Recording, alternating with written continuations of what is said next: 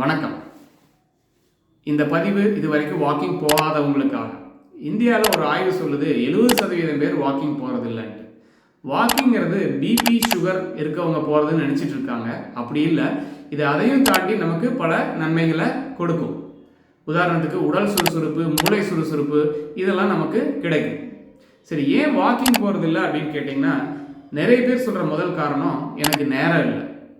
அப்படி இல்லைங்க. நேரங்கிறது நிச்சயம் நம்ம ஏற்படுத்திக்கிறது. நம்ம மனசில் நம்ம ஸ்ட்ராங்காக இருந்தோம்னா நம்ம நேரத்தை ஏற்படுத்திக்குவோம். ரெண்டாவது, குறிப்பாக பெண்கள் சொல்கிறது பார்த்தீங்கன்னா, நான் ரொம்ப நேரம் கிச்சனில் நின்று வேலை செய்கிறேன், அதனால் எனக்கு வாக்கிங் தேவையில்லை.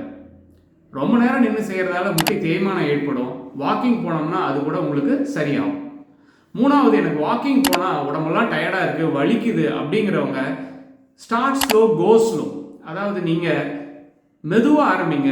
ஒரு 5 நிமிஷம் ஸ்லோவாக நடங்க. உங்கள் ஜாயிண்ட் எல்லாம் லூப்ரிகேட் ஆகி ரிலாக்ஸ் ஆகிடும். அப்புறமா நடங்க. அதுவும் கஷ்டமாக இருக்கா, ஒரு நாள் விட்டு ஒரு நாள் நடங்க. எப்போ உங்களால் முடியுமோ அப்போது நீங்கள் ரெகுலராக நடங்க. ஸோ ஒவ்வொருத்தரும் வாக்கிங் ஆரம்பிக்கிறது மிக அவசியம். நன்றி.